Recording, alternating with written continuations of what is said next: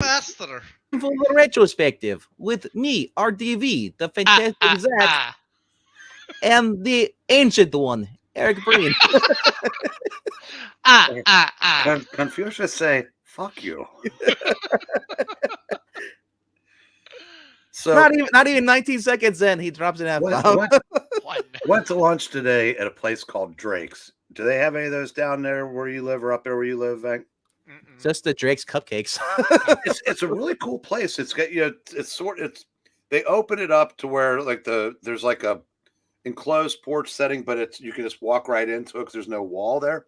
Yeah, and then they've got indoor seating, and the guy I went with was he hates heat worse than I do, so we went to the air conditioning. But it was me and his wife and Mark, and they I was ordering something, and I said, I just want the burger with it's got the without the toppings. Just want the rice. I go, and I don't want the blah blah blah. It's just you don't want the blah blah blah. I said, I do not go blah blah blah. So I finally got to do that in a conversation in real life. Yes. Did it go as hilarious as we're thinking it's going? She looked at me and said, "Who is this dumb son of a old man? Is it?" That's Good what Lord. I was thinking. She goes, would you like a bib? The funny bit would if you would have had like the glued on fangs. I do not go blah blah. By the way, you should hope that they put a Drake's in your town. It was really cool place. There's and a the food lot was of very good. There's a lot of places that my town is missing. We don't even have a Denny's in my town. Like, but it's the first place I've ever been to. Burgers and sushi are their specialties. That is a combination I never hear about. Sushi on the burger. Supposedly, it's Burger Month in July, and we went to that because all the participating places have $7 burgers. Mm-hmm. Turns out the one that they were offering had like battery acid, raw sewage, and car parts or something like that. It didn't sound appetizing at all. Yeah. So of course the one I got was far more expensive. It's like that kind of defeats the purpose, but at least it was good. Yeah. Awesome. I don't really places around me. I mean, there is a burger place up by my sister, about 40 minutes west of me, but like it's an old Dairy Queen. They turned into like basically like your mom pops 50, burger / frozen custard. They have the old booths in the inside. They converted it's like a 50 style, and then you can sit outside if you want to. But but yeah, you get everything. Yeah, it's like they pretty much have they basically have blizzards, but they're not blizzards. You say frozen custard. We have a place that just opened up close by me, like 10 minutes away. Andy's Frozen Custard, and their drive-through has been just wrapping around the building for like the last week, and so. Rhaegar, my town does not have that much class. I think Denny stays away for the same reason they closed down all those Starbucks in Los Angeles because of safety. I honestly want to try Waffle House. Everybody talks about Waffle House. Waffle House you've never been to Waffle House? They don't make it this far up north. They're amazing. Do you drink? Do I drink alcohol? Yeah. Occasionally here and there. Because you should be under the influence the first time you go to Waffle House. I mean, yeah, you probably should be. Yeah, it's sort of like Waffle House and White Castles. Mm-hmm. You're not getting the full experience if you go there sober. You're also not. And you'll notice you'll notice the gut bombs a lot quicker if you're sober. It's kind of what people used to say about Taco Bell back in the day. You'd have to drink before you went there.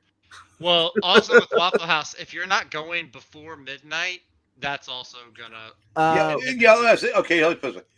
Either go for lunch or go after midnight. Yeah, it's sort of like the Mogwai turns into a gremlin type of thing. There's no percentage in going to Waffle House in the afternoon or evening. I believe what you guys say about Denny's and all that stuff. How it's bad service and stuff. Some locations, yes. The one that's by in my part of town was like a nicer part of town, and it's by the truck stop. Mm-hmm.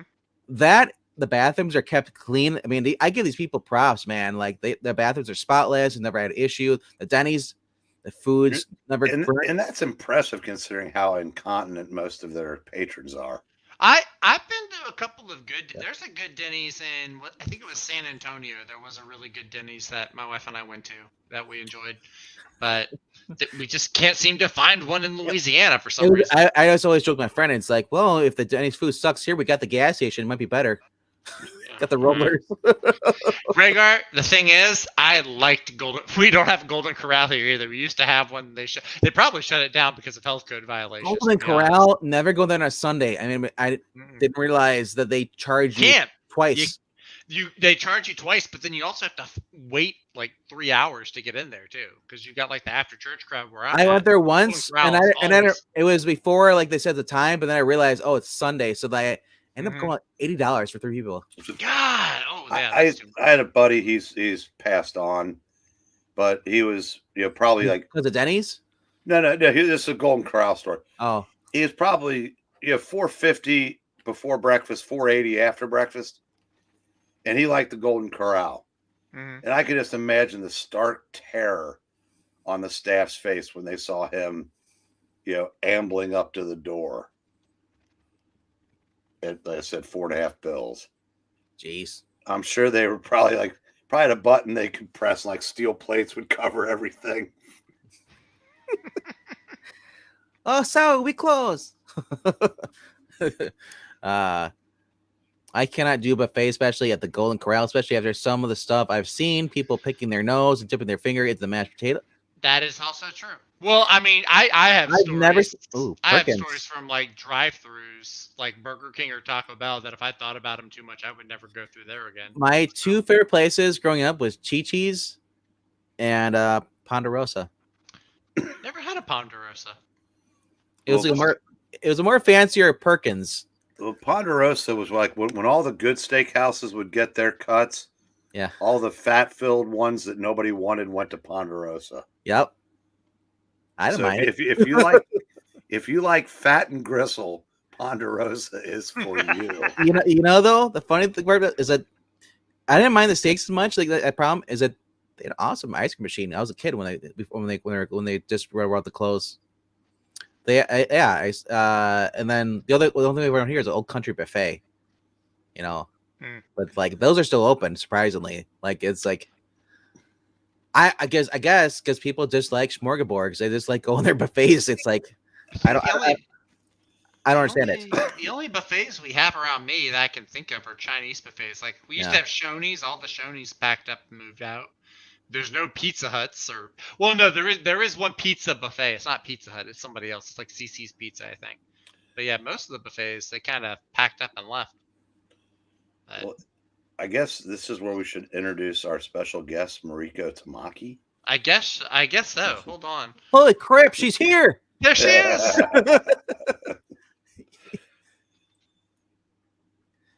No, I said before we went on the air, I was like extremely distracted. Last year, this lady, probably in her 70s, came in the store with a little bag of comics from her childhood and wanted to know what we would be, if we'd be interested in. I looked through them, and it was when Mark was on vacation, so I didn't. No, it might have been before because I didn't have the authority to buy yet. Mm-hmm. And so I kind of said, well, this is what I could probably do for that. She goes, well, I've got more of them, and I'll bring them back. And a year passes, I don't give it another thought. Well, she came back. Oh wow! And it wasn't as much as she had said, but it was like an office box, and a couple of bags like this, and I'd say 80% of the books were older than me. Wow. And and I looked, and the first thing I see is a list of all the comic book shops and their phone numbers. And then I look at a couple more of the books and there's prices on them. Because apparently she'd done a little research. And of course, when you don't know anything, you see that top price and you just assume that's what it is. Mm-hmm. Yeah. So I said, I was talking to Mark. I said, yeah, I showed him that. And he goes, we're not going to get these. And I said, he goes, what are you thinking? So I pulled a number out of my backside, and well, they're all sitting at my house now. So Jeez. She took it, and it's like, How much I'm not going to say how much, but it Yeah, was. yeah. is it? Is it above 500? I'm not going to say, but I will say I kind of feel a little guilty because I pulled out a Richie Rich #2. Wow. Wow. Dang. That's anybody know what that goes for in mint? Not a clue. $100. Yeah, I mean, more than 100. Yeah. Why don't you keep going? 1,000? I'm totally not going to go over it. Keep and going. Google it. 2,000? Keep going. 4,000? No, 2,300. Okay. Wow. I saw it go. I'm like, I look at it, I'm like, Is this one in mint condition, the one that you got? no, but it's about a 5. Okay, okay. You'll have to show that to And- Tina on when you first put out. I sent him. I've sent him a picture of that and #3. Oh, nice. Oh man, you should have 2 waited. and 3. You should have waited till you're on stream. You're like, hold on a second. Now I've never seen a #1. Of course, I'd never seen a #2 or a 3 either. Yeah. Yeah. And I was wondering. I said, I wonder if somebody picked through these and just kind of like when nobody was looking went. But maybe not. But because I honestly had no idea #2 was worth that kind of money. That's crazy. Yeah, I wouldn't have even thought it was that high. I mean, I knew it was. I mean, technically, these books I bought would in a better day. You're probably looking at 30, 40, 50,000. But that day has passed, and most of the people that were interested in these books have also passed. So the market for them is nowhere near There what might it be was. someone who one person is looking around for that book, one or two. Yeah, But I the chance told- of them walking into your shop looking for that. well, I'm going to show it off Wednesday. Mike is a huge Richie Rich fan. He sent that shirt. You see that shirt that England team wears? Yep. He sent that to me, but it was too big for me, even my fat ass. So I passed it on to Aaron, but I don't know if that's in his price range or if that's something he, has or would be interested in. But because I told Mark, I said, look, if I may just buy it. I said, if she takes a deal, I may just buy it, buy the lot myself. And he would have been fine with that because I'm the only person there that gives two craps about this kind of stuff. And unfortunately there's only a handful of people that come in the store there's a couple guys that are on YouTube. Yep. And then a couple guys that drive us crazy. So it's like, I was gonna say, I mean, if you had that book up for auction, maybe like in somewhere, somebody actually like where everybody can see it.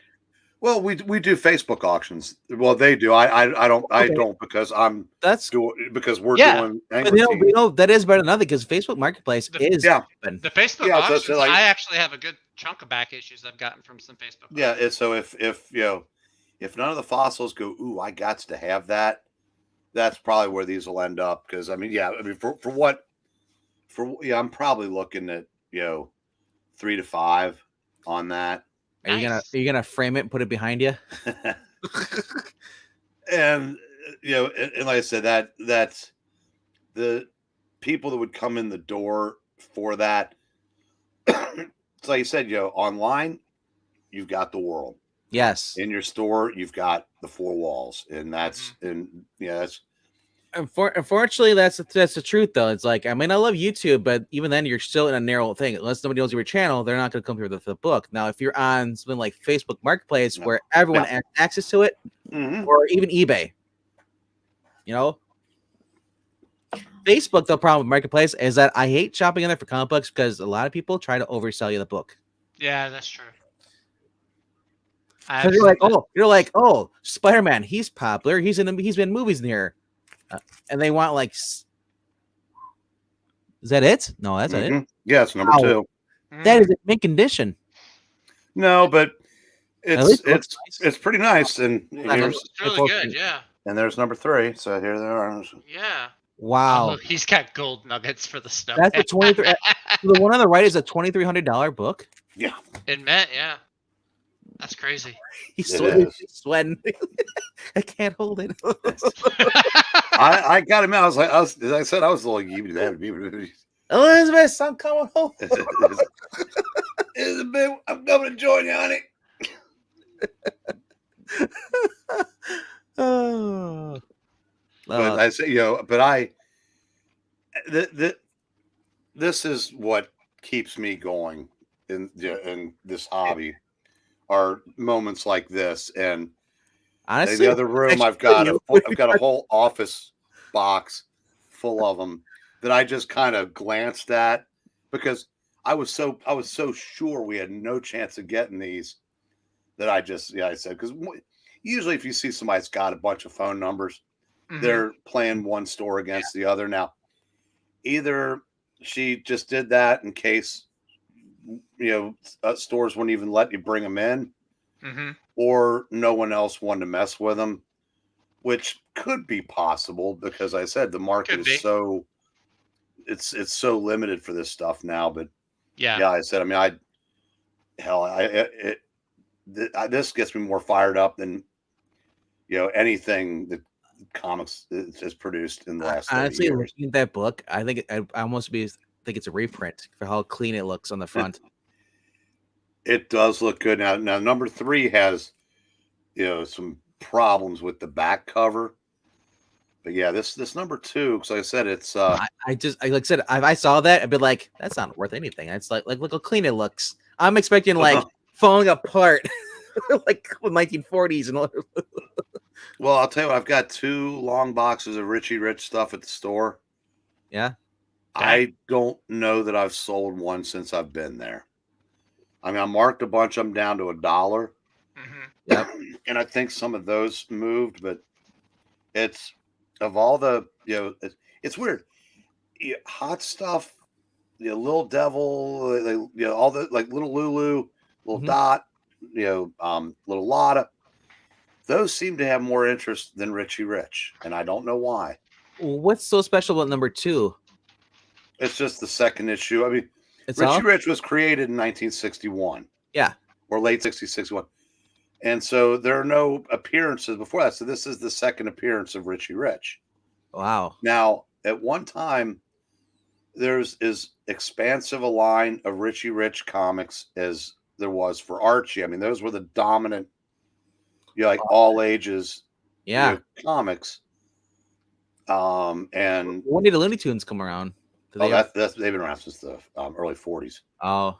But I mean, there were probably over a dozen Richie Rich titles being published simultaneously at its apex. So to have the second appearance of a character that once upon a time pretty much had full pop culture saturation, it's no longer the case, obviously. I mean, I don't know how many people even remember that there is such a thing as Richie Rich, but yeah, there's no cartoons. Sure. Yeah. No, I mean, the last time he was big was what, the movie? Yeah, maybe 1990s and the 90s. Yeah, and I'm not sure. I don't remember that movie doing particularly well either, because I'm sure a lot of people had forgotten about him even then. But it's like the other day when we were doing our retrospective, Joe and I are trying to convince Wes that like Little Lulu is worth reading, and he just wasn't having it. Yes, I mean it's not an easy sell. All right, so if you're just tuning in 19 minutes after the start, we will now be talking about that was our prologue. That was our easing into. Does that mean I can't show this? All right, I don't know. Can I show this again? I know I just showed this in the last stream, but I didn't see that, so it's. Well, there you go. Yeah, I'll put it up there. All right, so I guess it's time to get serious. Or smart. I can't do either. That's why I'm here. That's why you weren't on the show. Lead us off, Doctor. All right. So for those who are been waiting for this, we're talking about issues 48, 49, and 50 of who? Who? What? For what? For what? What? Or is Power actually Man. what Luke for? Cage. What Yeah. for? Yeah. Yeah. So the pair for this, I actually read an issue of Luke Cage Power Man before this, issue 47. Because I wanted to see what he's like, before we introduce Iron Fist. And I gotta say, that book holds up, even without having a white man in the book. No, I'm just kidding. No, Luke Cage is. I said, it was my first time reading a solo series by him. I grew up with the Bendis version, unfortunately. Oh, you poor man. I Yes. like the Bendis version too. That's the thing, because I actually Oh, liked it. you dumb man. That was all I knew at the time as well. So it's like ignorance. Anybody that can unironically call himself Mariko Tazaki, I guess I can see that. We were talking about food and it works. Should I remove him? I know. I said, you're talking about food, and I said, I'm going, man. I want to tear into this bad. Well, that looks good too. All right, Maybe go to Trader Joe's. Anyway, issue 48 is I gotta tell you real quick before we. Okay. It probably will get released Saturday. Wes, Joe, and myself, we just did a retrospective of Luke Cage Hero for Hire #1. Oh, nice. Highly recommend checking it out. But also recommend getting a hold of the Epic collection that came in, starting at #1 and just it's like, if you like 70s blaxploitation movies and just if you just like your comics with a little funk, this is a great series. When I started in 75, that was one of the first books I started buying. Who was writing that? It's weird. I should know that, but I know Chris Claremont was writing. I know that Steve Englehart was writing in the early days. Okay. But it's, like I said, it's everything you want in a comic. I mean, the subplots, just compelling characters, supporting cast. I mean, it's really, really good. And when it got to where we are, what we're doing tonight, unfortunately, it was the blaxploitation craze had passed. All right. And so had the kung fu craze. So two characters that were created to capitalize on that were, Marvel decided, hey, these characters are more than just these fads. Why don't we try putting them together? So, and obviously it worked because it lasted another 75 issues. Yeah. So I just looked it up, and you're gonna kick yourself for not remembering this. His first initial starts with an A. And he wrote which issue? For issue 1. Luke Cage Hero for Hire. Well, no, Steve Englehart wrote the first one, didn't he? Oh no, Archie Goodwin. Yes, there you go, Archie Goodwin. With who? George Tuska on art and Billy Graham on inks. Yep. I'll even actually remember the anchor too. That's awesome. Well, Billy Graham was black, and he helped lend some authenticity to what they were doing. Not that it was necessary, because in those days writers wrote. You didn't have to write about yourself. And, I love the dialogue, even because Chris Claremont took over in the late 40s. So, and then he's joined by John Byrne on issue 48, 49, and I believe 50 as well. And wow, everything. I mean, the art and everything was just great for that. Storytelling, like you said. So if Chris Claremont is writing, I love his storytelling, how he does with the Luke Cage stuff. Now you're saying Archie Goodwin is just as great as well. I'm gonna have to check that out too, because I read, I've been reading this. I'm like, that's what I like about it, is the dialogue. I love the interaction between him and Misty Knight, and she's like, "You call me mom one more time, I'm gonna hit you." Pretty sure Archie Goodwin wrote some Vampirellas when it was a magazine at Warren. Also, I wouldn't doubt it. I mean, those guys were like everywhere. For work, just like that. It's just like you have people today are going from company to company writing stuff. So, as we start off, the way all good comics should start off, with a guy busting through a door. Heck yeah, man. Yeah, he's here. Luke Cage has come for Misty Knight. She's not home, but Colleen is. That leads to about a 5 or 6 page We battle should where point out that it's actually Danny's home. There, Yes, it mentioned. is Danny's home, but Yeah. Colleen is staying there Playing because interior and decorating is really rough. yeah, because Yeah. Misty at the time was living with Jean Grey, Yeah, who the one that became the Phoenix, but we didn't know that yet. right. And he keeps saying he's got no choice, and so he eventually, he's not thinking too clearly, so he ends up accidentally knocking her out. well, yeah, he chases her up. He throws. Chases her around for a good, but she's able But to not evade him. before she gets a phone call to Misty. Yeah, Yeah. She's with Danny, it was and very. then the phone gets cut off. Yeah, On a it was hot very. day, It's very. The whole setup right there. Yeah, I'm chasing her through the house. Yeah. Her jumping, using martial arts to dodge. Yeah. She says, "I can't do this forever." She hides in a room, but she's like, "I have time to make a phone call," but it's just like, hopefully I get it before he gets in here because there's multiple rooms. She does a little, hi, Gene, and pushes the dresser in front of it, which actually leads to her getting hurt because she gets a phone call, but he kicks on the door, knocks the bookshelf onto her. Right. He ends up putting her arm in a splint. He comes to his senses. I almost killed her, and because he takes the time to do that. yeah. Then Misty shows up, and they get into it. I love that. When he's going, what are you gonna do there, little mama? Punch me, and she goes like that with her bionic arm. Yeah. Something like that. right. She already Obviously, she already fired 5 or 6 bullets from her revolver into him. yeah, Luke is too much for her as well.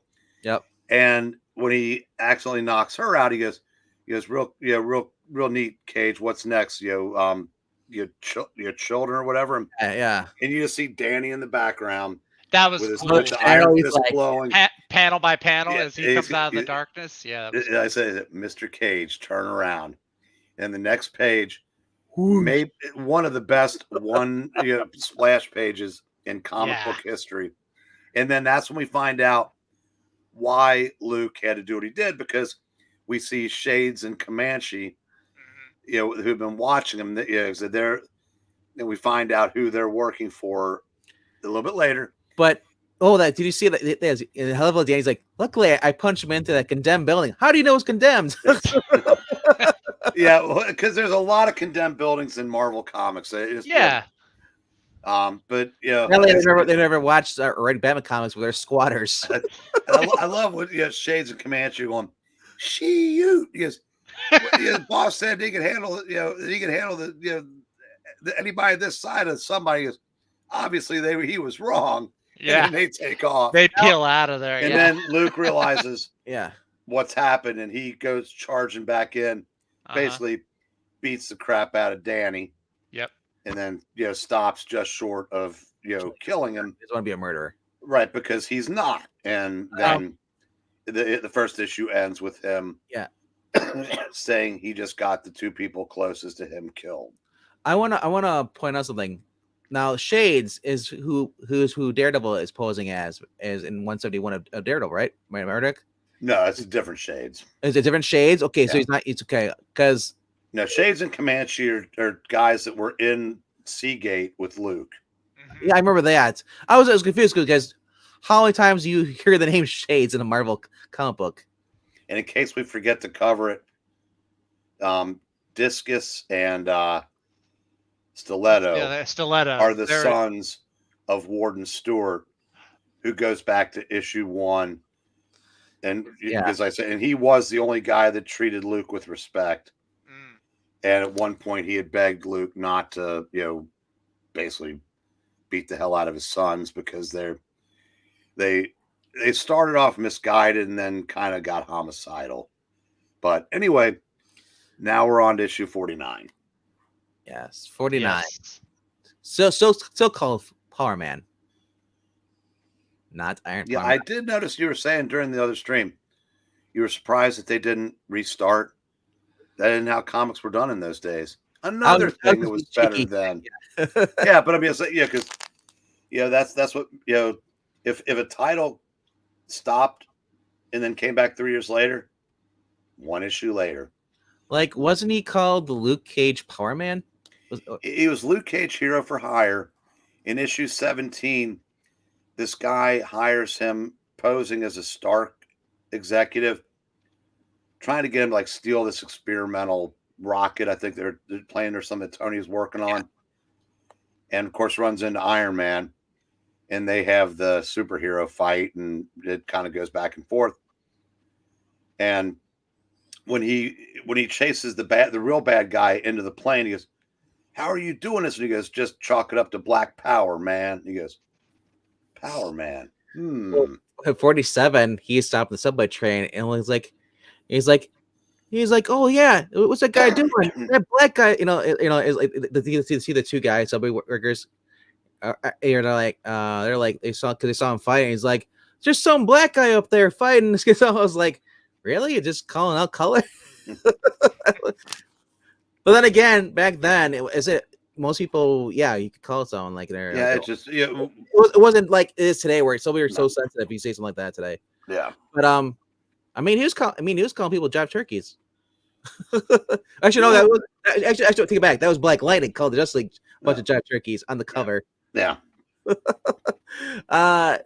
No, but yeah. As far as them not changing the title, changing the title and keeping the number, I thought that's cool, and I've been like, well, and I understand that Marvel, it's a gimmick for Marvel now these days. They figure they can get a cash grab quickly because their books suck. But they're collectors out there for every variance. That's sad. But anyway, I thought, yeah, because if you look in the title of these, 48 and 49, it's called Power Man. It doesn't say Luke Cage on the cover at all. But if you go and then where it says the actual name of the issue above it says Luke Cage, Power Man, Stan Lee presents. Yeah, with issue 17, it became Luke Cage Power Man. Stayed that until it was just Power Man for a few issues. Okay. Then Power Man Iron Fist. That's so confusing if you're trying to collect these individual issues. Well, I'll tell you what, comic book realm as fits trying to find it, but I digress. It's yeah. So issue 49, they're talking, and Luke is explaining what has happened and why he did what he did. Yep. And he's got the robe on because his shirt was destroyed. And he has a chance to come clean because he's talking about how he was framed. Yep. And basically, Misty says, "Would you like more coffee?" No. Yeah. She takes the cup, runs it through a computer check, and Luke decides to come clean.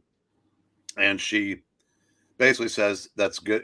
Good that you did because I ran a check." And so we find out now. One of the backstories was Misty Knight was posing as a chick named Maya Corday.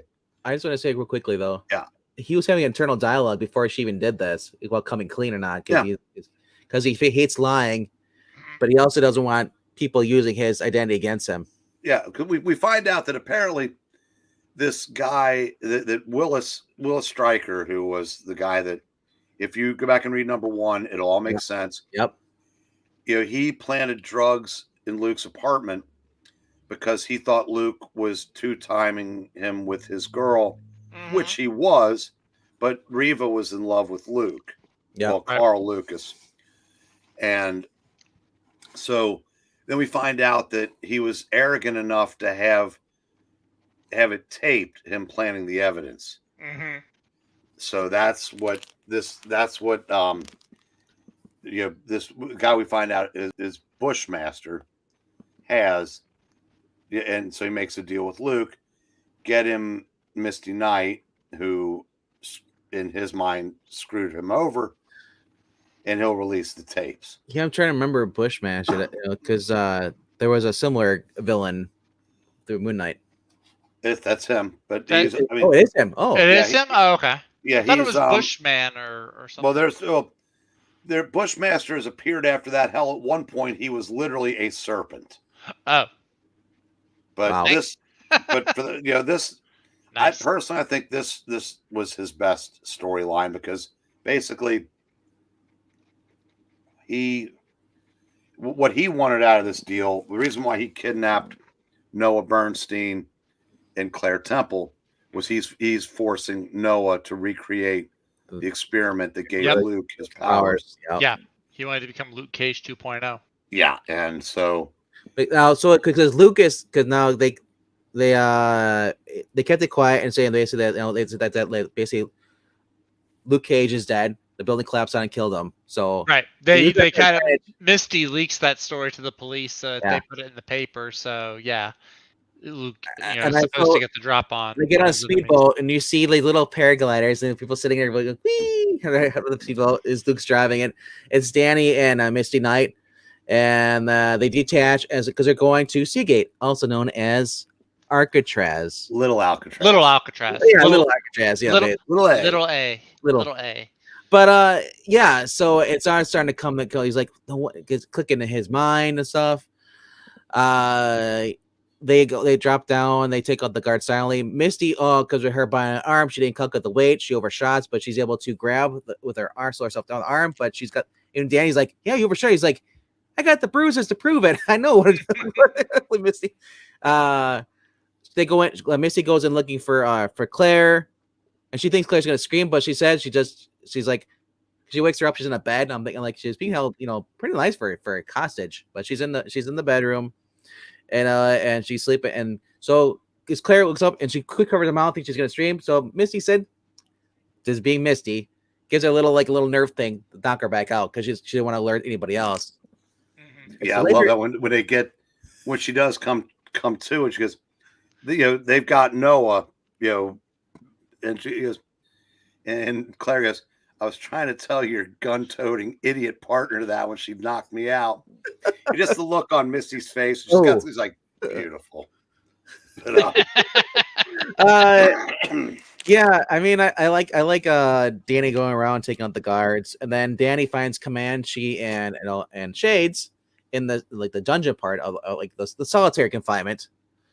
And he's like, they hide by the door, and he's like, it's like, I ain't that stupid. I ain't gonna go to the door. He goes to the wall. He punches his iron fist punch to the wall. They're freaking out.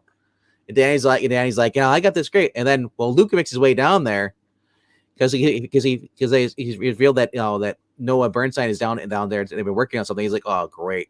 He goes like, next thing you know, you see Danny flying out. He's like, this is past him. He's like, that's not normal. And that's revealed that Bushmaster has Luke Cage's powers, but he's a little stronger. Yep. And I love how like when they're fighting, Luke says like, man, like he ain't breaking a sweat. I'm like almost dying every time I hit him, he's like twice. It's like I'm annoying him and he's hurting me. Yeah. But by sheer luck, the chemicals and the wire that's plugged in the ground, the chemicals pouring out of the pipe.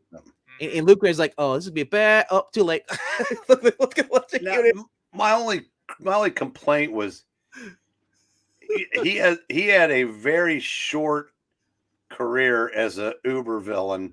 I know. I would have liked to have seen that go on, but it didn't have to. Did he not come back? Did he No, I'm talking about. I said that if there had been more to this story, because obviously, okay.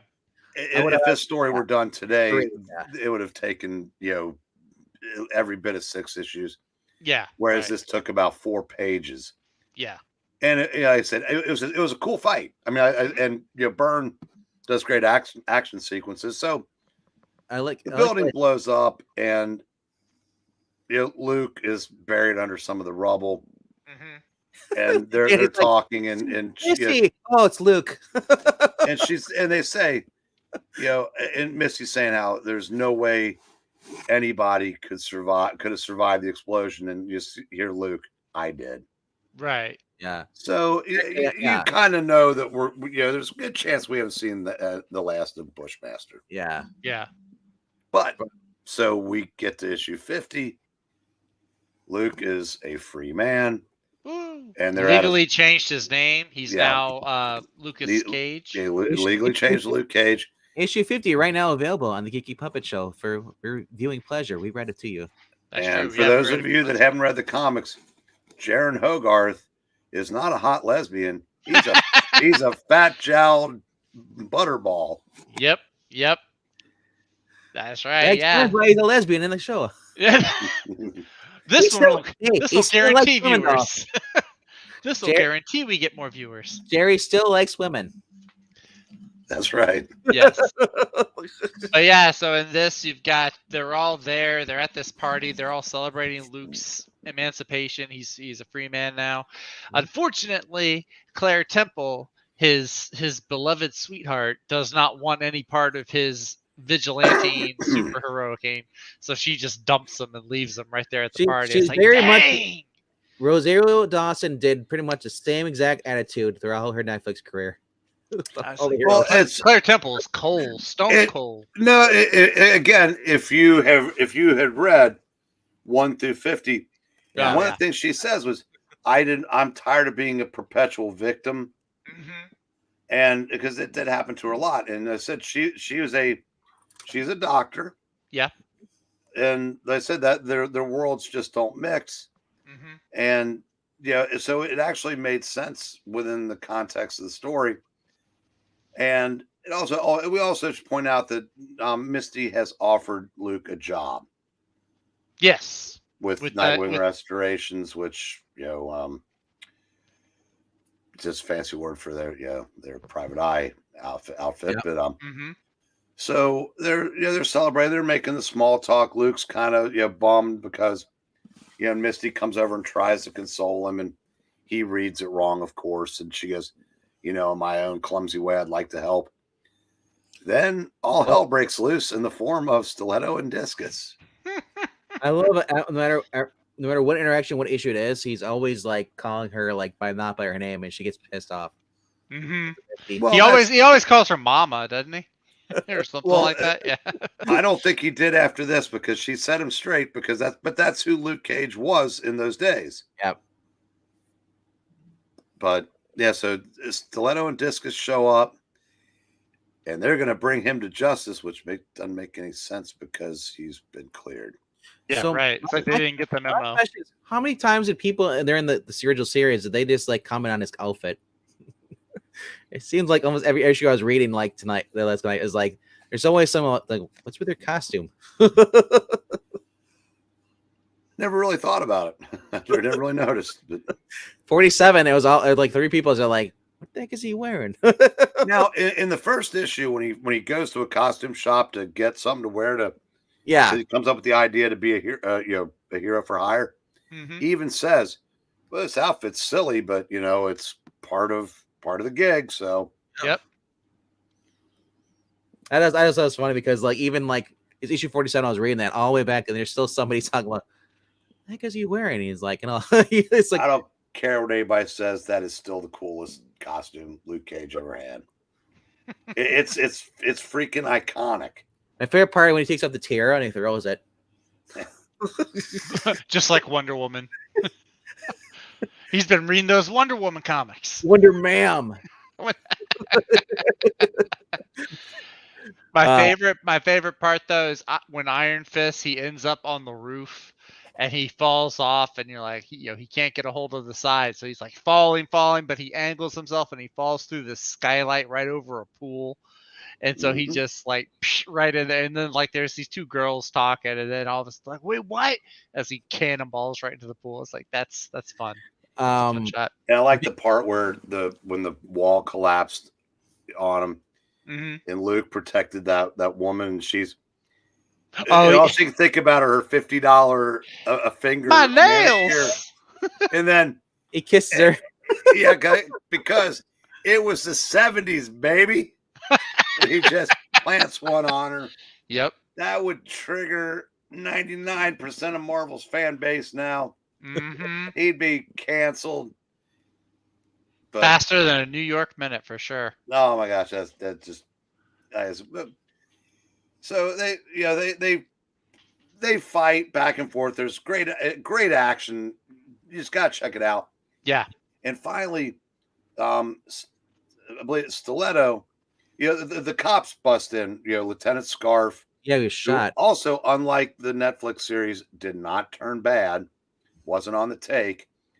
And Stiletto shoots him with his dart gun. Mm-hmm. And Misty snaps. Yes. Yeah.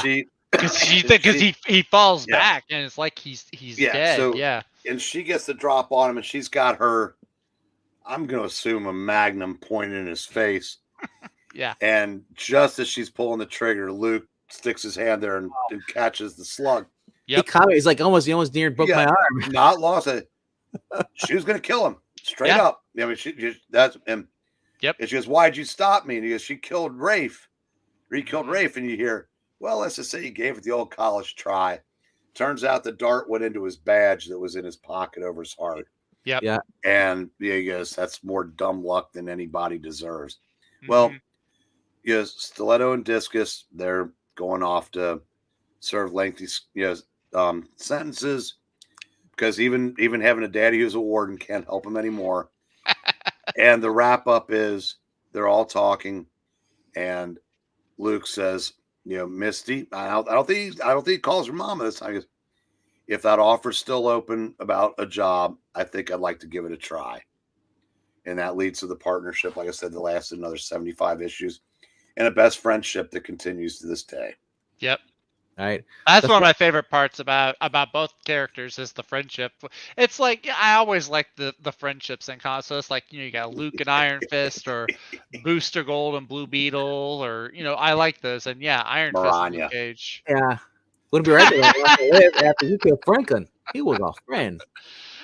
No, I like that's funny. The little small thing, like the things in these issues, like the first issue 48, where Danny and Misty are having a dinner. They're just talking. Yeah, they're having a nice little dinner. And the phone rings. He's like, "Don't answer." He's like, "You know me, I'm a compulsive phone answer."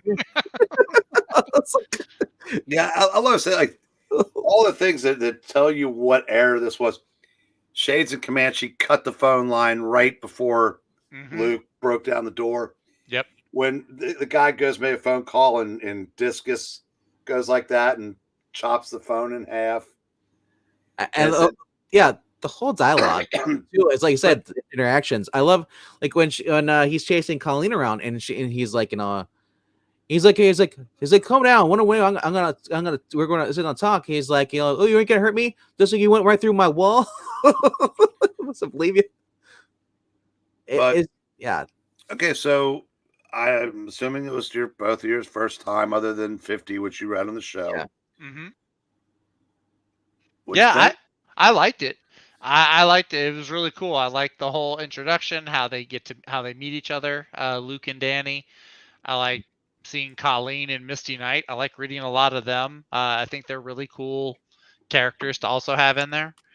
I really enjoyed it. I mean, just the sass back and forth between Misty and and Luke. I like that alone is kind of cool. I said, I know I sound like a broken record when I say that comics were so much better in my day. I can just keep pointing to things like this. Well, it's the thing. Like I said, I'm glad I brought up Daredevil. I mean, Frank Miller, Daredevil, and I'd say probably the Power Man, Iron Fist, even Power Man before that.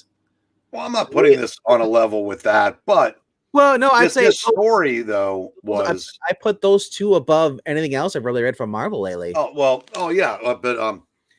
and it's funny. Like I said, after this, John Byrne was replaced by Kerry Gamble, which it's not fair to compare whoever follows the guy who was the best artist working. We should also point out that this guy gets overlooked so much. Dan Green was helping with the art. Dan Green was a good inker. He worked well with Byrne. Now, when I was Marvel in the 80s, because that's when this run happened. Yeah. Claremont's X-Men. Simons's Thor, Miller's Daredevil, Stern's Avengers, O'Neill's Arm, et cetera, et cetera, et cetera. This, I'm not gonna lie, this was Power Man and Iron Fist was never the first book I cracked open to read. But now, 30-something years later, when I got those Epic collections, started reading them, I thought, God damn, these are really, really good.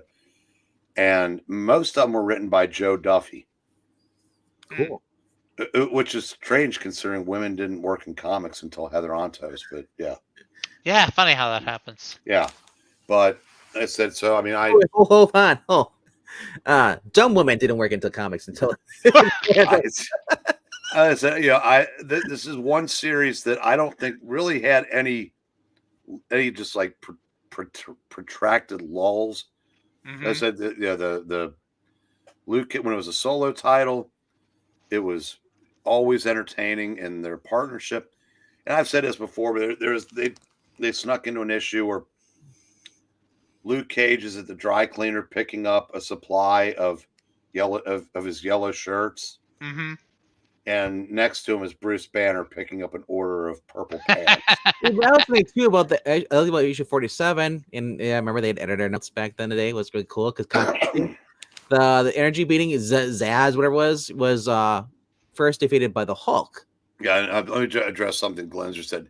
Yeah. I'm guessing you know why, Glenzer, because unfortunately that was one of 2 ROM appearances in other books. Hulk 296. Well, I'm sorry, 3. Hulk 296, that issue of Power Man Iron Fist, and Marvel 2-in-1 98 or 9. And since they don't have so Glizzer knew that. Darn ROM. Yeah, they're and Marvel was pretty smart. I mean, Rom's own title was just a guest star bonanza. Yeah. But they did pretty good at keeping him out of other books. It's almost as if they knew this would come someday, that they would lose the license. Mm-hmm. And so that's I said it, but yeah, that's a big, like I said, if you get the Epic collection, it goes from 72 to 74. Nice. Yeah, I have to go look at these. I mean, because a lot of times, like at my stores, like all the Epic collections are kind of gone. They get snatched up. Yeah, they're tricky. I can only really find the Epic collections that I want. I can usually only find them on like honestly, Amazon or something. And it's so weird reading these in colors because a lot of books collections I read them were black and white. The original ones they put out. Oh yeah, I have. So it's like reading. It's like, yeah. Wait, when did we get the seller the color Sunday funnies? Those essentials are nice, but yeah, now that the Epic collections have come along, it's definitely and I guess I'm also not a person like, I mean, I can understand that the paper they're using so the art doesn't the colors don't look the same as the original, but to me, I don't really care as long as I can see what's going on and the book's that great. Color off is not going to hurt me. No, but if you're absolutely like you want to get that, then you might as well have to go spend like how much ever it costs to collect all these. Yeah. I mean, look at the Richard Rich. It's like $2,300 just for that one freaking issue too. How much are the other ones? Like 50 cents? No, that's I'm amazed at how far into the run you get, and those books are still 3 figures. Wow. But again, like I said, almost everything I've looked at is in that range. But there's a line in comic book realm when you look something up and they say, remember, a comic is only worth what someone is willing to pay for it. Mm. So a lot of these prices, especially on these, are just, I mean, they're nothing short of a fantasy. Yeah. There's no way you're going to get that kind of money for any of this stuff. Jackson Roy Kirk is saying, like, learn not to wait when these Epic books come out. You got to buy them, otherwise they're a lot of them go out of print. I was looking at I think it was Golden Age stuff. And some of those books are like, I was looking at the DC. Remember they had the 2006. They came out with those archive editions, just for like Flash Comics. If you want to get like Jake Garrick, because they're out of print, $80. Yeah. Those actually came out and started in the late '80s, same as the original Marvel Master. Yeah, but the ones I'm looking, the hardcover ones I'm looking, they're like hardcover, yeah. But those have been around since the late '80s. Yeah.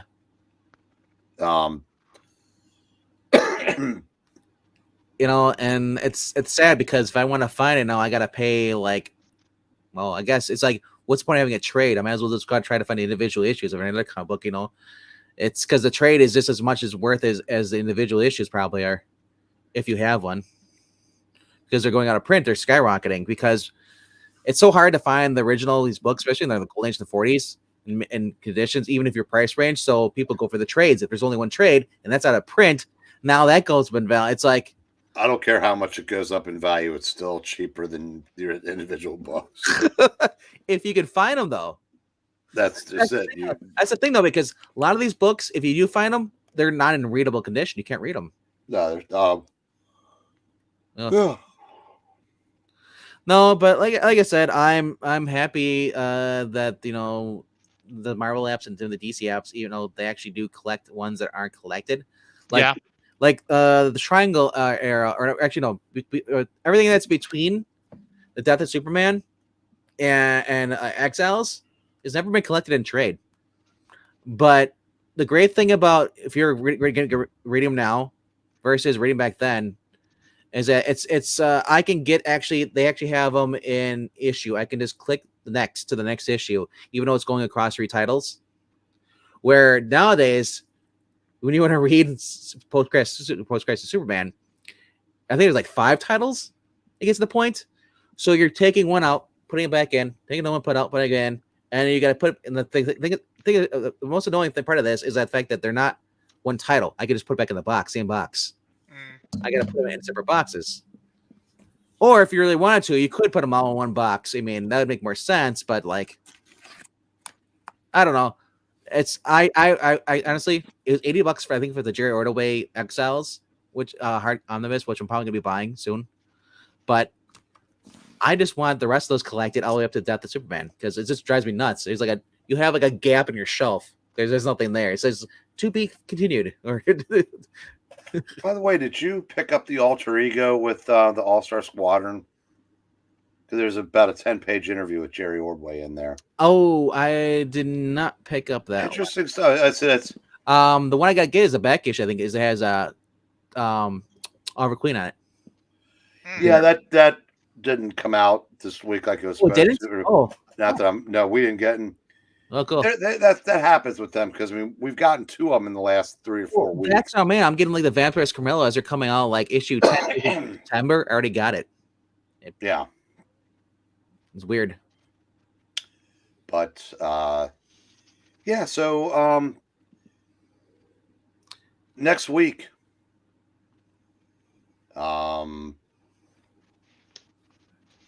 anybody have a suggestion? Anybody in the chat actually have something? Yeah. Oh, yeah. That's a good idea. Let's ask the chat. Yeah. If there are any back issues y'all would like to see us read. Just remember, the idea is to expose these guys to things they ordinarily would not be exposed to. That's why we're kind of keeping them, pretty far in the rearview mirror. Yeah. I mean, we've read Hulk, we've read Fantastic Four, Power Man now, Avengers, Spider-Man, now Luke Cage and Iron Fist. This is where I take a moment to say how impressed I am with the job award-winning comic book editor and writer Joe Corallo does at picking the ones we do. Mm-hmm. Because he comes up with things that I have forgotten. I've read, but have long since forgotten, and I go, man, I forgot how good these were. Well, speaking about, he's not recommending this, but I'm looking at Glenzer's comment where he's talking about Werewolf by Night or Alpha Flight. Like, I was thinking about, what about Alpha Flight? That's one of the, I've never read an Alpha Flight. Oh, yeah. So if the comic did poorly, but the omnibus just goes crazy. Yeah. People want those. I know y'all have read some Werewolf by Night with Moon Knight before for comic book readings. I mean, it's still lie. Iron Man. Jackson Roykirk says Iron Man around 72. Does he mean the year 1972 or issue 72? Roykirk. Which one do you mean there? Oh, but I thought maybe doing a little Captain America. Yeah, what Captain America could we do? I mean, the obvious choice would be Winter Soldier. Well, The- no, The Brubaker. Let's see. How about Frozen when they find him? The Avengers find him. What's that? Avengers number 4? No, Yeah, that's Avengers number 4, because I remember in his own issue, Captain America, Namor chunks him out or throws him into the water. yeah. Well, that was added. Okay. You know, I mean, they add to the mythos of that, and we could. Okay, How long is Armor Wars? all right. Here's what we're gonna do. Next week we're gonna do Avengers 4, and we're gonna do that one before the top 5 books, Okay. and we're gonna get a certain masked guitar playing video game aficionado to join us. Wait, you think Cap is actually going to show up? Well, Oh, Frugal. we're not going to give him a choice. Because before I ever had a microphone, before anybody was ever subjected to me, one of my running gags with him was he started to do Avengers retrospectives, and he never got around to doing number 4. And it got so it became such a trope that when I finally did get a microphone, he was doing something with his son, a once a month show. Yep. And he asked me to do a review of Avengers 4 and send it to him. And he put it on the show. Yeah, I remember that. Oh, Yeah. nice. And I still, about twice a year, will dust that line off. So what better opportunity if we did it early enough? The problem is that we'd have to do it without Zach, because he's not home to 9 Central. Yeah, 9 Central is the So we can earliest all I do it would without run. Zach. I mean, I'll take Frugal over Zach any day. Hey, I mean, yeah, by all means, have him. I mean, so look, you don't have any flexibility with that? no, it's my Bible study. They don't let out until 8:30, 9 Can't o'clock. you just call in sick? No, can't do that. I'm one of the leaders of the study. So, but no. If y'all wanted to have Frugal on, absolutely, Well, by all no. means. The point of this is for you guys to get a hold of something new. I mean, instead of I mean, I don't mind. I mean, y'all could also just start without me, and I could just log in as soon as I my other get thing is back. that, well, we could always do it on Friday before the reading. If I mean, that's the earliest you can do, because I know we usually do a reading with Puppetine. Yeah. But we can always push the reading back and have Frugal on for Flashback Friday. Oh, I like that. I like Flashback Friday. It's up to y'all. I mean, aside from the time I'm available on Thursday, I'm pretty flexible. Just aside from that one little block of my schedule. Like I said, if you want to get Zach on there, and Friday would probably be the best. Yeah, I could do that. Well, or should we pick something else for next week, which would give us 2 weeks to,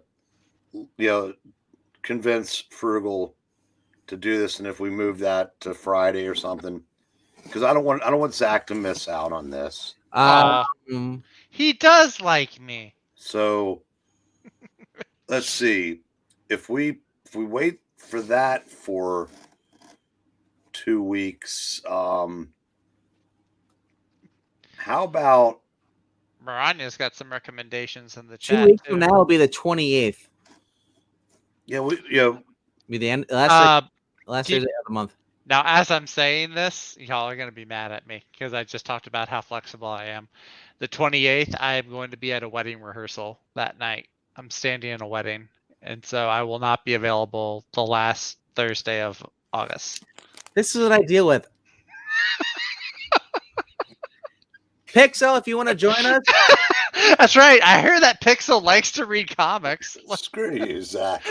No, dude, I told y'all. I was talking to Pixel last night. He's like, if I had off Thursday, how would Joe Nally talk about comic books? He's like, you know what? You're younger than Zach. Educating Pixel is better. Educate Pixel by all means. No, next week I'm available. Yeah, the 28th, 27, 28, 29. Actually, this whole wedding stuff I have to do falls on those 3 days. So I have to like find out a whole bunch of stuff going on. I got a whole bunch of stuff to plan for. But yeah. So I couldn't, yeah, and then Friday the 29th is actually the wedding itself. So I wouldn't be available to do a Friday thing. Why is she bringing up August 20th? July. Oh, did she say? I mean July, Maranya. I'm sorry. I didn't mean August. Did I say August? I Yeah. might have said August by accident. I'm Yeah, looking at my I pulled up my calendar right here on my screen. The 28th is a Thursday, yeah. The 28th is July 28th is the Thursday, yeah. Yeah. That's the day of the wedding rehearsal I have to be at. Well, look at this way. We'll figure it out though. We can get either Pixel or Get Pixel or Frugal, and they can be your and friends for the retrospect. Okay. How about if we do a couple of battle issues next week? Wait, Nice. the Avengers battle? No. So we'll save that for 2 weeks. We can pull that if we can bring that together.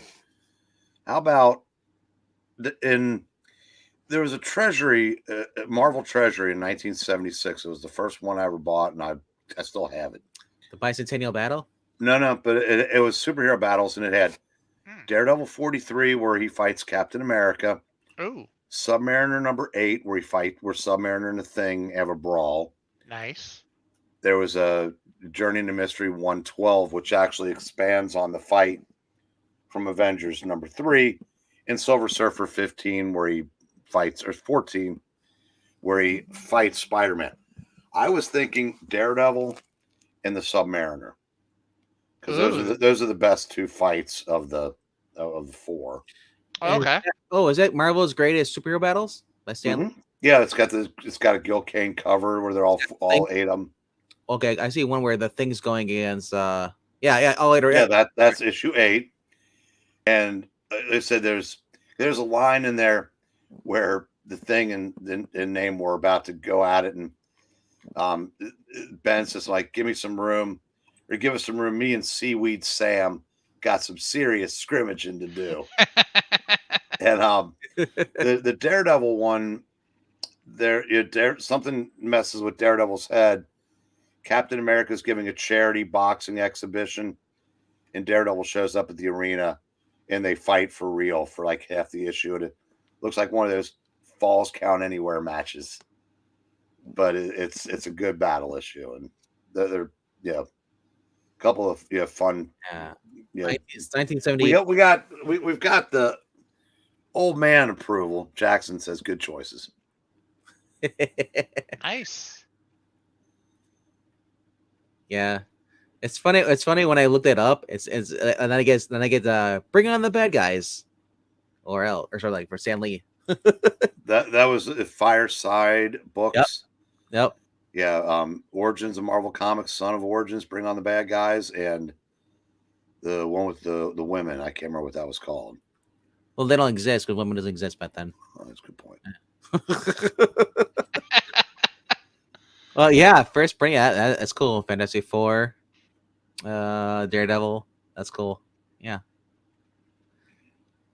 Ditko, John Romita Sr., Jack Kirby. Just make sure you got it right. Submariner number 8 from 1968, and Daredevil 43, which I believe is also from 1968. Submariner number 8 and Daredevil 43. Yeah, Submariner. It's got one of those all black covers where just the 2 figures are squaring off. Go ahead and say it, Vankman. I know you're about to. I'm not gonna say anything at all. I heard you start.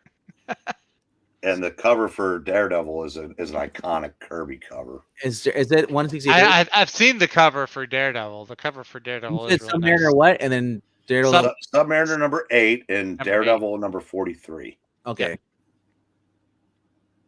8 and 43. Sounds good. All right. The one you're looking at, RDV, is probably the Fireside trade paperback, says Jackson. Yep. All right. Cool, cool, cool. All right. And Daredevil 43. Or the 143. 43. Okay. Cool. I will have visual aids next week. Nice. And hearing aids. Do you need a hearing aid? So if I tell you to go yourself, And if he gets a paper cut, he'll need first aids. Hey, twins here. Hey, you can't say that. He's not your twin. He's my twin. I get to say that. I didn't say he's my twin. You said twins here. I said twins here. What's up, twin? How you doing, man? How was that sushi? so I guess that would make him and you my 3 sons. I get that one. Ha! Skip says it. I'm only Zach's twin. Ironically, there's no X's. I'm only Zach's twin. They're very possessive of each other. I know. That's how it works. He says sushi was raw and fishy. That's how it's supposed to be. Ugh. That's literally the 2 defining characteristics of sushi. 2, 1. There it is. By the way, anybody started watching Skip says, I'm Breen's son. No wonder I have back issues. you make me proud, son. Maranya, you're Alice from the Brady Bunch. Because that way we're still his 3 sons. We're Peter, Greg, and Bobby. And then Eric is Mr. Brady. Do you get her reference in like the last 2 seasons? Steve remarried and Beverly Garland played his new wife. I did not get that. I missed that. I did not remember the last. It's Mr. French. I only have a French Stewart, and I'm ashamed to know that. Oh, French Stewart. Oh gosh, I remember French Stewart. Mr. French was the butler on Family Affairs, played by Sebastian Cabot, who was a prim and proper English gentleman. I've never heard of Family Affairs, and it sounds very risque. No, it was Brian Keith, and there was Jodie Whittaker played the son. And he was an ugly kid. Wait, Jodie Whittaker played the son? Yeah. Isn't that the Doctor Who? No, I think that's a different Jodie Whittaker you're thinking but of. the girl that played Buffy, his sister, died at 18 of a drug overdose. Oh. And wow. Anissa Jones, she was a troubled kid. His first name was Giles. Giles French. But oh no, like when it comes to old sitcoms, the closest I got to is Mr. Belvedere, and Family Affair wasn't good. I mean, it was just there. There's a lot of shows that came on, and the Family Affair sounds like it just slipped through the cracks. Brian Keith was a screen tough guy, and this was kind of a departure for him, playing this family man who with his wife had died. And I mean, he's got 2 names, But Jack's his first name is Mariko now. He actually took his own life, I think, in his 70s. Oof.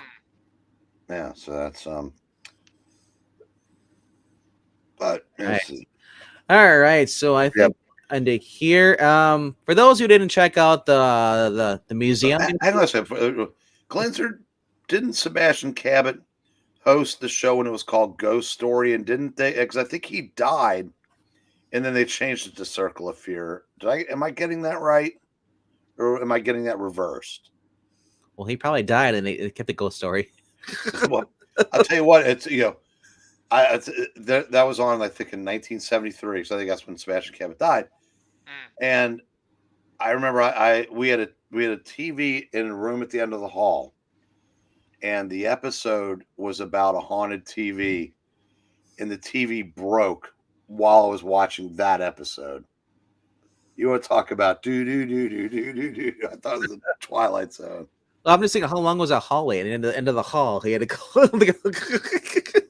That wasn't that big of a house, but It's good.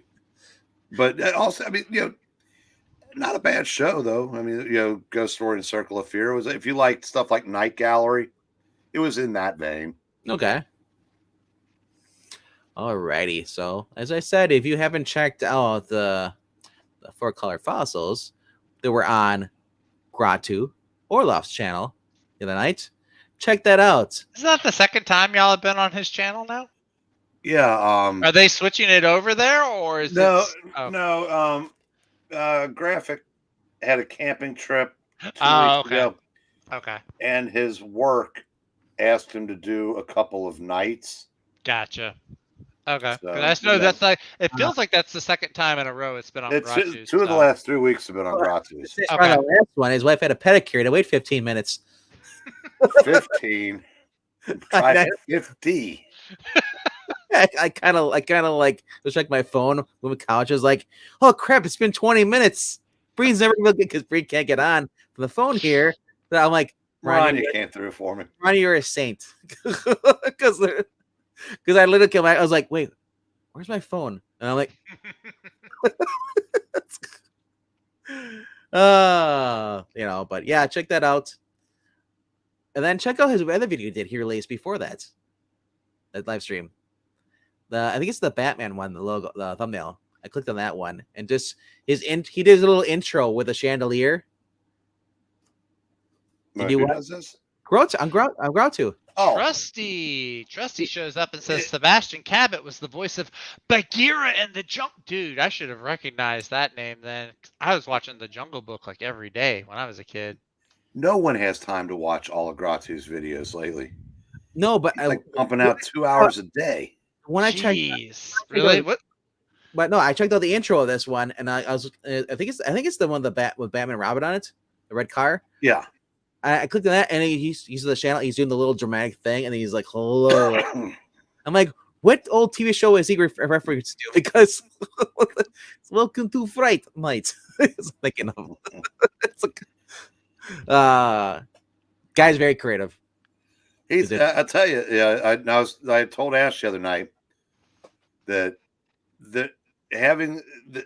being able to be conversational through lengthy videos is a skill. It is a skill I do not have. I can go. I mean, if I have somebody to bounce off of. I mean, I can go until everybody's sick of hearing from me. Gratu says it's time. Gratu can do that for 2 hours every freaking day. Ash has that gift. The gift of gab. It's just being able to just ad lib, and because I told us that there are very few people who can hold my attention. I said, Gratu, I need all the all the background stuff too, but Ash can just go. I mean, that's it. It's he could just go. Leave Ash. I mean, that's just no, not that kind of go. No. I said I wish I had that. Yeah. I mean, which is weird because when he gets with us, he's annoying as hell. But when he's with which one? No, but don't forget to watch Ash's Batman review. Yes. Batman 125 is, I think it's like 50 minutes long. But fortunately, like I said, he does not get boring. At least I gotta ask. So, did he eat for like 20 minutes eating that burger? No. Oh, is there another burger? Is there a burger? That was like 50 minutes. I'm like, because usually he does like 20 minutes worth of like he was talking about comic books. So he must have went in the weeds talking about Batman for like, well, maybe. I'll find out. I didn't know that I didn't get a notification for. No, Ash gets so far into the weeds in this video, would need a herd of goats to get him back out into the. Zach, I need you to go watch the video and tell me what soda he's drinking. But we did have the return of Forky. Yeah, I saw Forky was in there for a little bit. Like I said, I was trying to watch stuff in between, and I clicked on it, and then I was doing things.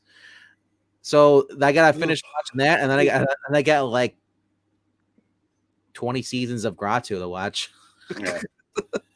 Like I said, he's got so much stuff he shows off, and I respect the guy as much. It's like this. I love it because everything he has in there. But it's like, unless you're watching live, 2 hours, man. It's a lot to go through. It's like, what I felt like. I felt like Robert Redford in the Condor, 3 Days of Condor. Right as you're saying that, I'm reading through the comments on Ash's video, and Dave S. Anowitz says the video was too short. I'm sure he was being facetious. Probably, but that was just hilarious to read that right after you. Well, you know, he also made a point to tell people he was back, Yes. which Yes. is why I left the comment that I left. Only one can be around. Only one. That can be only one. I said nobody cares that you're back. Forky. Forky is the only Forky, one that's we right. want. They're turning those Stan and Porky. Forky's revenge. Yes, that's how I forgot to. That's what my sister does, because my sister will recommend all these YouTube channels to me. I'm like, I don't have enough hours in the day to watch all these YouTube videos. She's like, just run it at double the speed. That's what I do. Ironically, when Pixel and I would watch Batwoman together, we have it at 3 speed. Same with Did you? Supergirl. But see, if I do that, then it feels like I'm listening to somebody. Supergirl shows are so bad and so deliberately slow paced. They're stretched out like a 5-minute plot. You could just put it on like six speed or whatever, and they're talking normal like we are. With everything else, not Supergirl, but with everything else, if I run it at double the speed, it feels like I'm just listening to Ben Shapiro or somebody talk. Like, it's just going so fast. Depending on the video, give me experience. I like one Alex in Clockwork Orange. Keep watching it.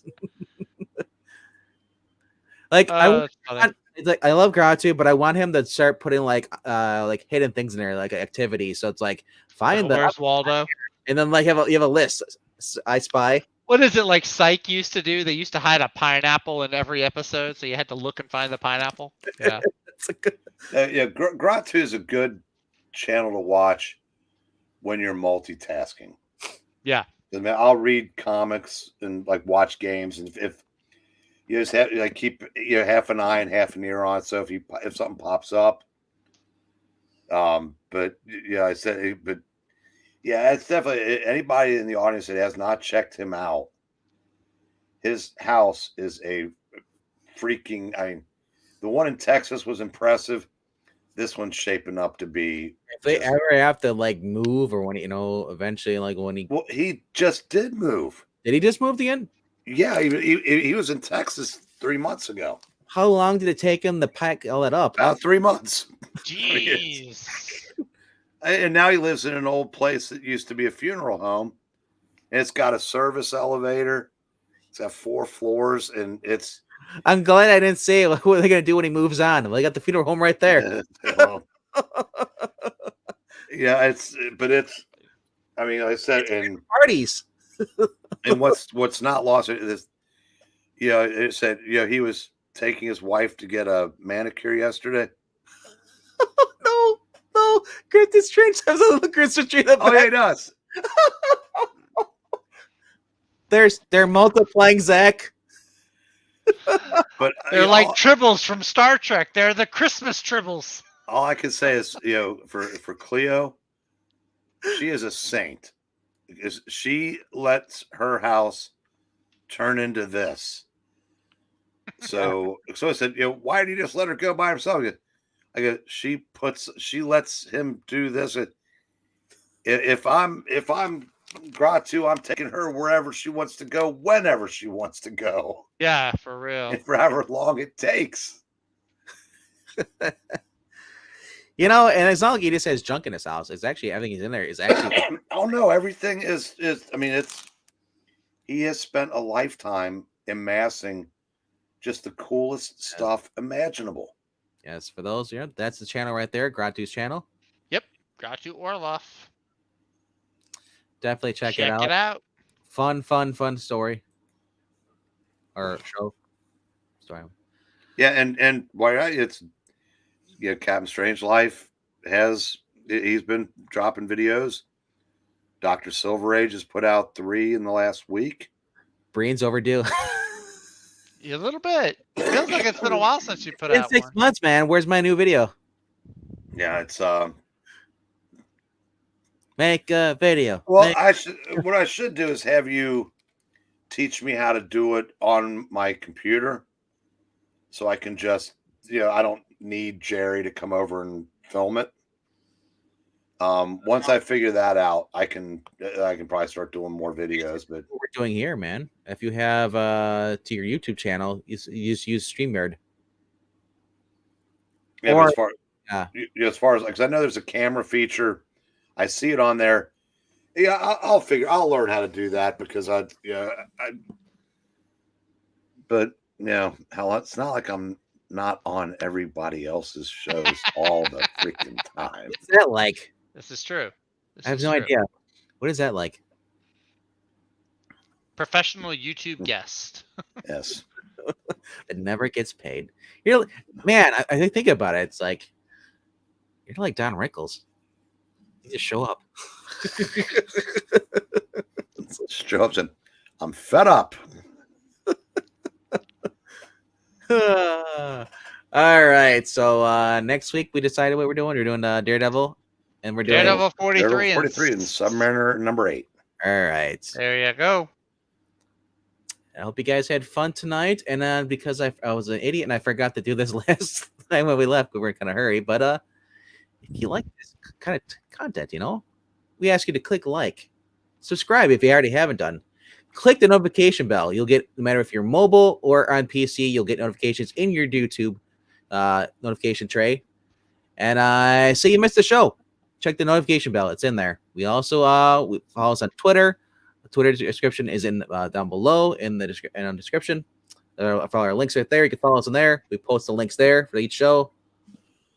Also, every show we put we're doing in a playlist. So if you can't find it, look inside our playlist, because even after it's done, if you're waiting 24 hours sometimes for YouTube to process these live streams, so they won't show up on the channel, you'll have to go look in the playlist. If it's best of the week, it's in best of the week. Top 5's in there. Retrospective is in his retrospective little channel on the playlist. Cool. Plus, everything's on a playlist. You can just click play and let it go. Because like Ratu, we are great for background. Wait, we are great for background? Well, Like background noise? I like having the views. So Oh. you wanna click. Oh, yeah. All right. Also, we do have a Ko-Fi link for those who want to support the channel. Pixel likes it because he's able to buy a sandwich. Yes. He works under their bridge all the time. Ironically, Puppeteen works there too, and E. It's really weird. The three of them share one bridge. It must be a really big bridge. It must be a Florida thing. I don't know. Maybe. All Maybe it's right. one of those bridges that connects the mainland to like a little island or something. It's one of those long bridges. The notification bell only works after I click on a show. Interesting. I've never had the issue. Like I said, I mean, I have an iPhone, but I also use the DC, or not the DC, desktop. YouTube. Quirks! Comic Quirks is in the chat. We Oh can't. my gosh. We can't say hello to that version. Oh, we can't Yeah, say we like Jimmy Vlogs. We don't like Comic Work.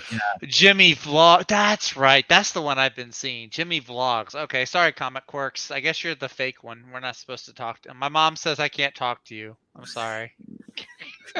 You're a bad influence. Yeah, come back when you have 7 identities like Zach. Yes, at least 7 identities. That's the minimum. Once you get past 40, you become sketchy. All right. Remember Beer Fest? Indian dude worked under the bridge too. It keeps you dry during the rain. You're under the sun. But Maybe. all right, that's our show. I'm sorry that Mr. Quirky showed up late, but that's what you get when you show up late. Jimmy Vlogs shows up to screw Comic Quirks. Hello to Yeah, Jimmy Vlogs. How's it going, Hey, Jimmy Vlogs is my here. man? Jimmy Flogs. I want to go across that guy. He's got connections. He's getting lean. He's getting some muscle too, probably. He'd probably chase you down. He's gonna look like Breen when Breen was 40. He's gonna get all buff.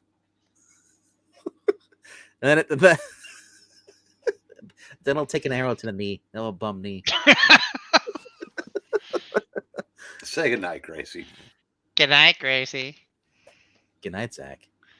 Ooh, Good that's night, creepy. Green. Good night, John Boy. Good night, Mary Ellen. Good night, Grandpa.